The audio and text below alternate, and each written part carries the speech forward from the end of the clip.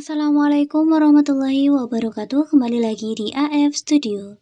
Di video kali ini saya akan memberikan tutorial cara mengatasi tidak bisa split screen dengan dua jari di HP Infinix Hot 70. Sebelum tutorialnya, buat teman-teman yang belum subscribe channel ini, silahkan subscribe terlebih dahulu. Dan jangan lupa like, comment, and share-nya.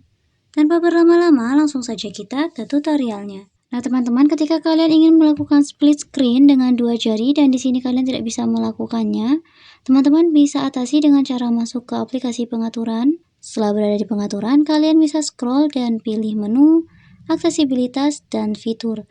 Kita ketuk aksesibilitas dan fitur, lalu teman-teman bisa scroll, kemudian pilih menu aplikasi bagi layar. Kita ketuk bagi layar dengan dua jari, geser horizontal vertikal dalam mode landscape dengan dua jari di tengah layar untuk membaginya.